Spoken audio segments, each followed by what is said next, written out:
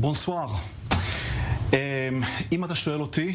Si vous me posez la question, en fin de compte, il s'agit de spectacles face aux caméras.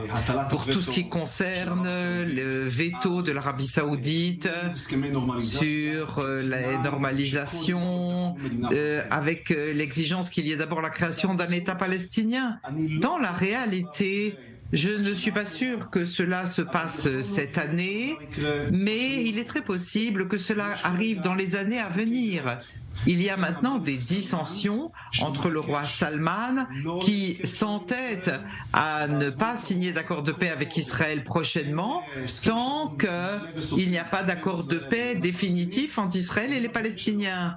Et son fils, Mohammed Ben Salman, qui est beaucoup plus ouvert et qui est plus intéressé.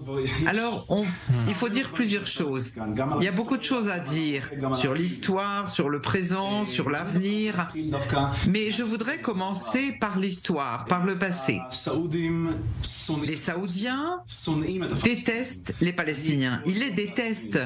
Moi, tous les jours, moi-même, je lis Twitter, Facebook, YouTube, et je vois tous les vidéos montées par les Palestiniens qui maudissent et insultent les Saoudiens, le roi d'Arabie Saoudite, qui vraiment utilise des mots indicibles, justement parce que les Saoudiens ont permis à leurs frères des Émirats de signer ces accords de normalisation avec nous.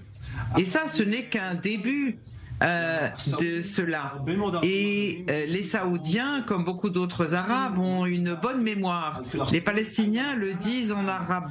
Là où se trouve le Palestinien, il trahit.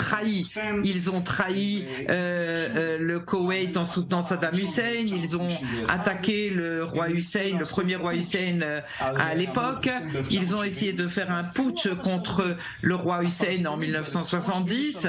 Et même l'Arabie Saoudite, les Palestiniens en 1973 ont fait sauter l'ambassade de l'Arabie Saoudite à Khartoum. Et quelques mois plus tard, ils ont fait sauter l'ambassade saoudienne à Paris. Je dirais même plus. Avec les accords d'Abraham ces dernières années, les Palestiniens sont très nerveux.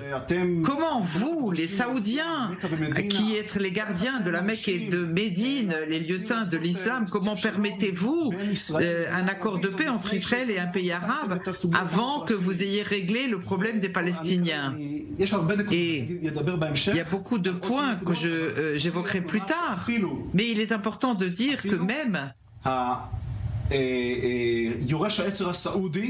l'héritier, le prince héritier saoudien, Mohammed Ben Salman, a dit dans une interview à la télévision saoudienne: nous ne voyons pas Israël comme un ennemi, mais comme un allié commun. Et l'un des princes, qui s'appelle le prince Amir Bandar bin Sultan, il faut que j'aille plus vite, a interviewé la télévision saoudienne en disant: les Palestiniens sont des grands menteurs. Il l'a dit en arabe, et en plus ils sont ingrats. La colère saoudienne contre les Palestiniennes, il n'arrive même plus à l'arrêter. Alors évidemment, c'est très intéressant ce que vous dites, notamment d'un point de vue historique. Ça explique la différence entre la vitrine et la réalité. Mais on a noté que Faisal bin Farhan Al Saoud, donc le ministre saoudien des Affaires étrangères, ce week-end a souligné quand même l'importance de cette normalisation qui serait dans l'intérêt de la région dans son ensemble. Est-ce que, comme vous dites, il faut comprendre que c'est une question de temps, changement de régime, le prince MBS qui devient roi, et là, eh bien, tout d'un coup, en quelques mots, eh bien, la porte s'ouvre pour la normalisation? Absolument. Absolument.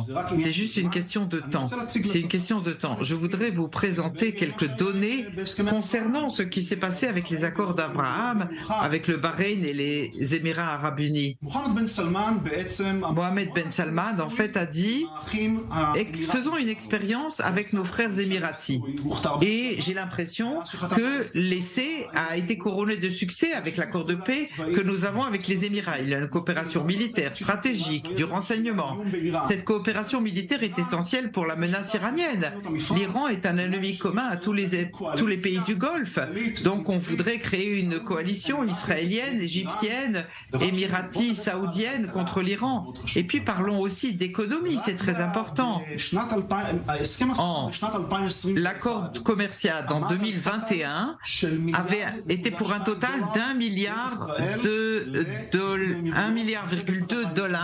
entre Israël et les Émirats en 2021. En 2022, l'accord était doublé par 2 ou même par 3 multiplié. Il y a 6 mois, un autre accord a été signé entre Israël et les Émirats et ce sera plus de 3 milliards par an. En plus... Très rapidement, allez-y. Une dernière phrase. L'héritier Mohammed Ben Salman a un intérêt clair de terminer la voie ferroviaire entre l'Arabie Saoudite, entre les Émirats vers la Jordanie jusqu'à la mer Méditerranée. Ce sont des intérêts communs. C'est une question de temps. Effectivement, en tout cas, des dossiers, des enjeux stratégiques, on a bien compris. Merci beaucoup à vous, Idan Ronen, d'être venu ce soir. Merci pour toutes ces explications.